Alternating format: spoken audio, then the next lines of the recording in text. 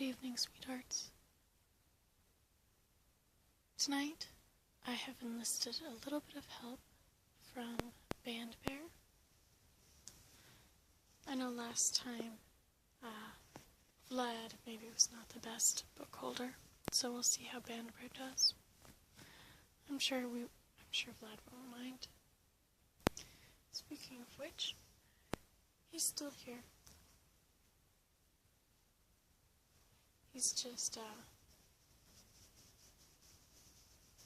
gonna help us read the book instead of try to help us hold it.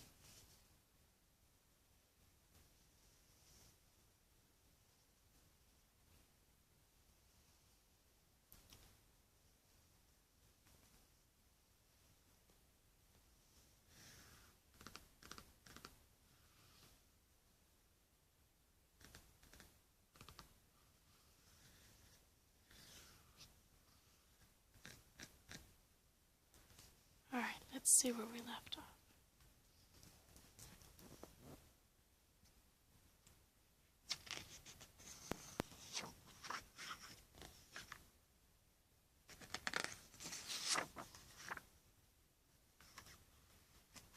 Let's see. We left off at the map, I believe.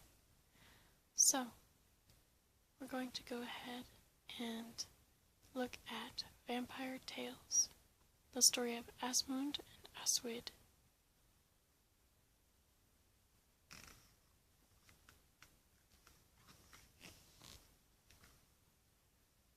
That's page 36.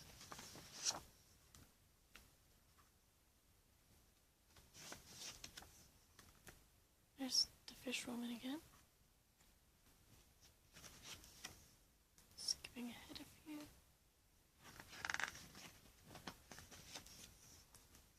Ah, yes, the map.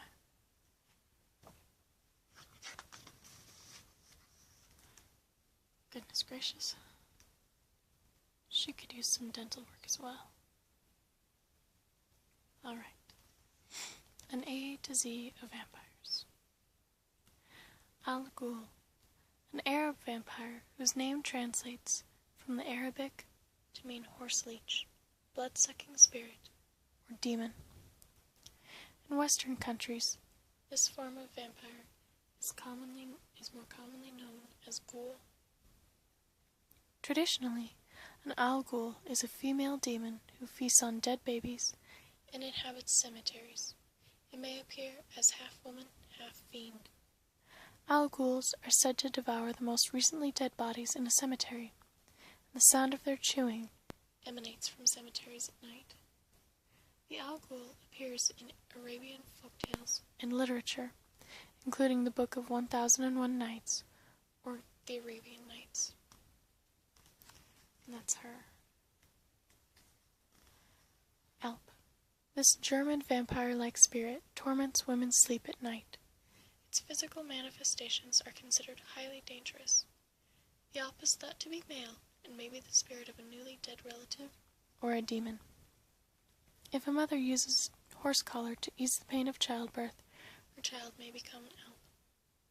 I'm not certain how a horse collar can factor into childbirth at all, but to each their own, I suppose. It is said that an Alp may appear as a cat, a pig, a dog, perhaps even a werewolf. In all manifestations, the Alp wears a hat. If it loses its hat, it also loses its power, especially its invisibility and strength.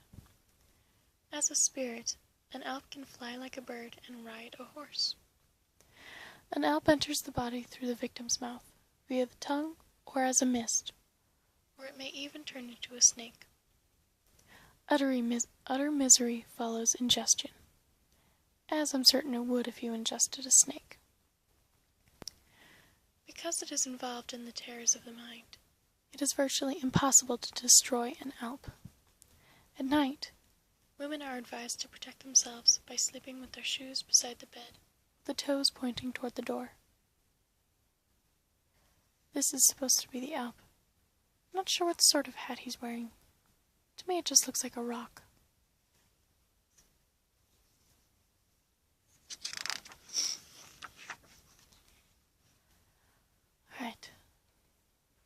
Aswang.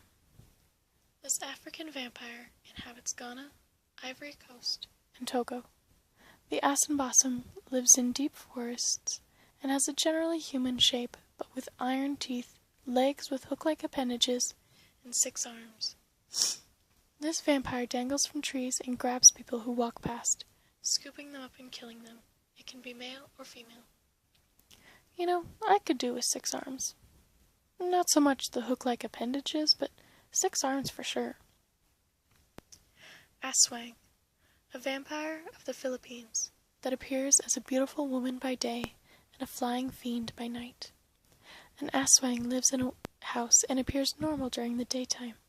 At night she visits victims' houses and sucks their blood with her long, thin tongue, which she inserts through cracks in the roofs of houses. Apparently, if you crack your windows, you're still just fine. This vampire feeds especially on sleeping children. She can be recognized by her swollen appearance after feeding. At dawn, the Aswang returns to human form. If an Aswang licks someone's shadow, the person will die soon afterward. It can be repelled by garlic under the armpits. As I'm sure most things can be repelled by garlic under the armpits. Aswang, a South American vampire with the daytime form of a human female. At night she is transformed into a bat or other animal. Protections against the Aswang include scattering seeds across the floor. Like other vampires, she is obsessed with counting, so will stop to count them all. Also, if a broom is placed across the door, she will not enter the room, as she will count the bristles of the broom. Up here there's a note from signed only C. It says, "Bats. I can never regard these creatures as anything other than a bad omen, or indeed, a menace in themselves." You're not a menace, are you, Vlad? No. Don't take offense to that. Bajang, this Malaysian male demon vampire, appears often as a mewing polecat and may mew at the door of its victims. The Bajang particularly threatens children. Bajangs are created by summoning the restless spirit of a stillborn child from its grave, or the transformation may be inherited as the result of the evil deeds of one's ancestors. It's a pretty poor hand to inherit. What if you just had an uncle that was really a jerk? Alright. She looks like a lovely woman. Bhuta, an Indian vampire or malevolent spirit that is the ghost of a man who died by accident, was executed, or committed suicide. That is a lot of the ways that people die. There's got to be a lot of those, right? A person may also turn into a Bhuta if he is not given the proper funeral rites. Bhutas are reputed to live in cemeteries or dark, desolate places. They eat excreta or intestines. An attack by a Bhuta may result in serious illness or even death, although in some cases, a Bhuta may simply play a trick on or waylay travelers. Shrines have been built throughout India to placate the Bhuta. People may protect themselves from Bhutas by lying on the ground, as a Bhuta would never rest on the earth. Those who worship Bhutas turn into them. Bruksa, that's this woman. That really looks quite good, I must say. She has some good wrinkle cream. This female vampire species originates in Portugal. She is transformed through witchcraft and flies at night in the form of a large bird. The Bruksa is known to torment travelers. She may appear in normal human form during the day, but if she has any children, she will drink their blood. There is no known way of destroying a Bruksa. Civatateo, a witch-like vampire of the Aztecs in Mexico.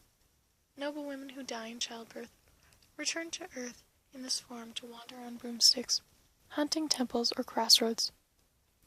They are reputed to be the servants of the Aztec god, oh goodness gracious, Tezcatlipoca, and have the magical powers of a priest. What are the magical powers of a priest? Doesn't specify. Children are the Civatateo's favorite victims.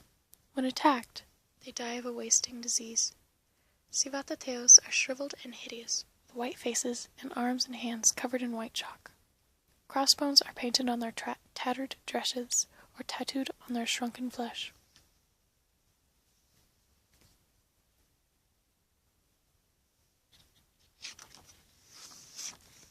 Sorry, I'm still using my hand as a stand.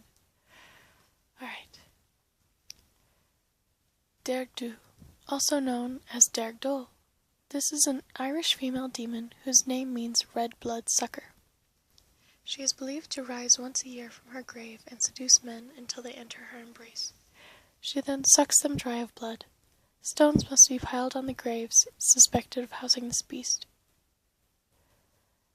There's a note here, also from the writer C, that says, "Reminds me of the tales of my old Irish nurse, told by the fireside on wild winter nights.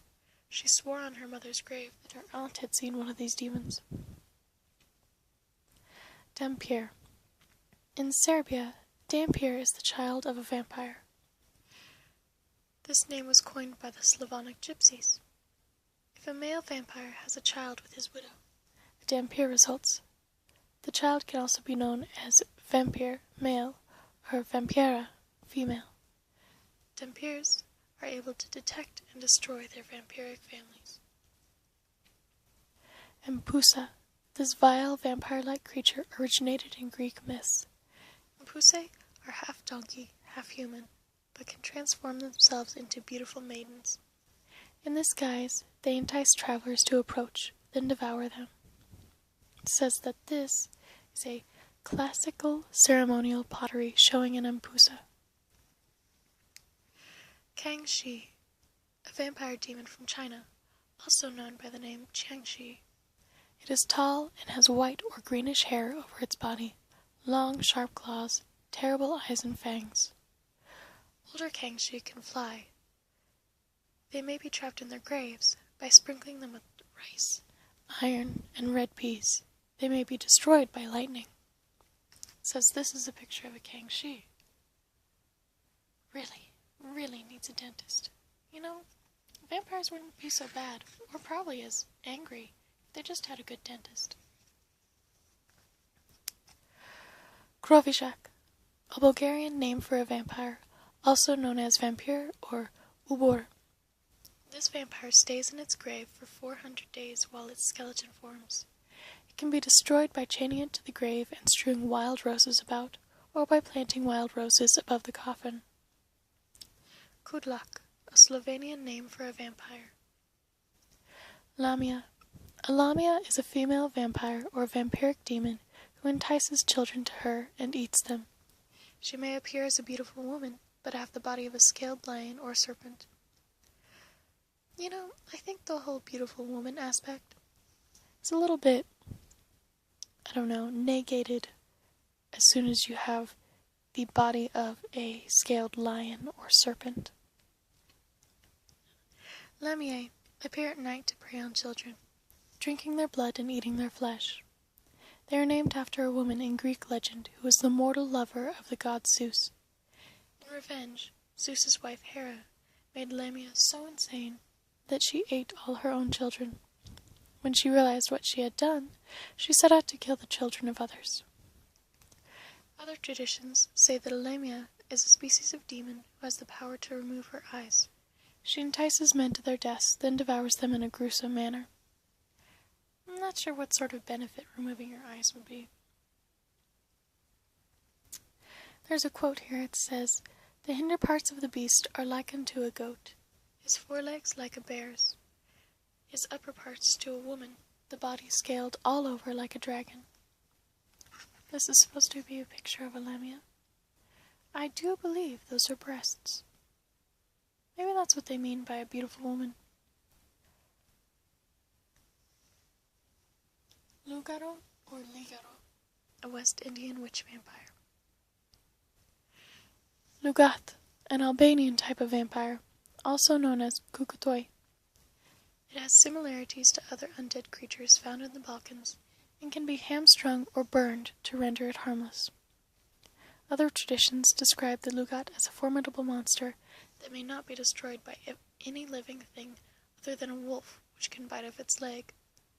Thus humiliated, the Lugat will retire to its grave and never be seen abroad thereafter. Moroi, a Romanian name for a live vampire, as opposed to a strigoi, which signifies a dead vampire. A moroi may be male, in which case it is balding or bald, or it may be female and red in the face.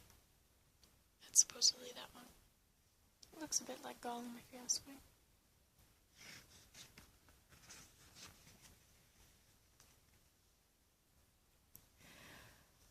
Moroni, or Moroni, a vampire from the South Romanian region of Wallachia, similar to a strigoi. It can shapeshift into almost any creature, a cat, dog, fox, flea, spider, or other animal, and stays easily in these guises.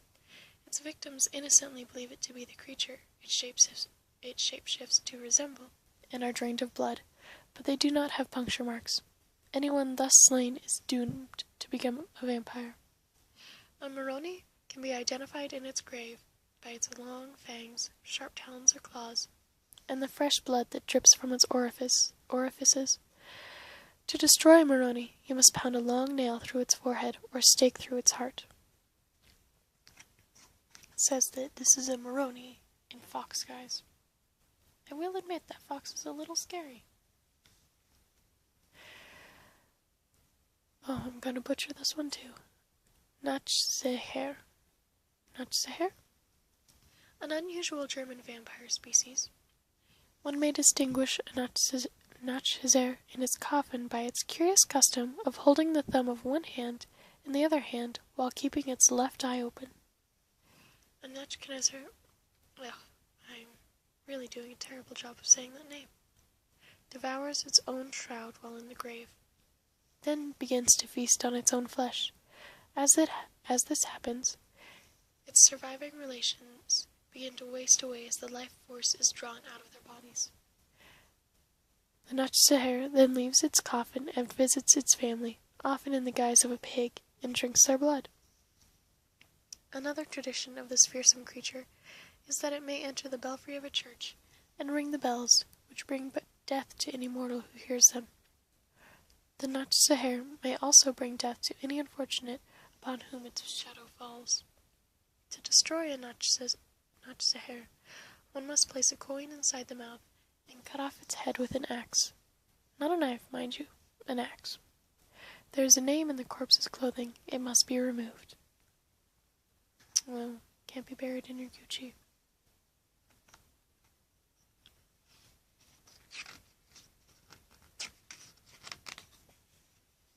Alright, last few pages. Lopsy. These are Slavic vampires that are known to rise from their graves and drink human blood, and they may massacre an entire village. The Lopsy may be detected when a corpse lacks rigor mortis, has open eyes, and has 2 curls in its hair. The skin of an Lopsy is white and unnaturally tough, and its clothes are indestructible. I'd like to learn that. Lopsy are far stronger than mortals. They do not require food or drink, and they may penetrate holy places. They have 2 hearts, one to house their soul, and one to house the soul of the demon who gives them their powers. They are strongest when in a holy place. If an Lopsy climbs a church bell tower, it may slay all it sees with just a glance. They are nocturnal, and sleep in their graves by day. An Lopsy may be prevented from rising at night by nailing its hair, limbs, and clothing to its coffin with blackthorn nails, and then setting it on fire with holy oil. The only true way to be sure that an Lopsy will not rise is to prevent their creation. To do this, a witch must be buried with holy symbols in the coffin and poppy seeds in her mouth. Poppies must also be planted on the grave. Some traditions maintain that a corpse must be destroyed by impaling the head or heart with a blackthorn or hawthorn stick. The family must go through ritual cleansing after the deed. Lopsy are justifiably considered the most dangerous of vampires, and few will survive an encounter with one. It says that this is a picture of an Lopsy. For indestructible clothes, they look rather torn. On. This Polish vampire is created when a child has teeth and a caul at birth. To prevent the child from becoming a vampire, its teeth should be extracted, lest it die and awaken in the earth and consume its own flesh and bones. That sounds horrible. Bijavika. A Slovenian vampire created as a result of having lived a particularly evil life. This miserable creature can be destroyed by decapitation, and its annihilation must be made complete by placing the head between its legs. Lovely. Well, I think that's enough for tonight. I still really think that vampires would be much more pleasant if they had a good dentist and maybe a good dermatologist as well.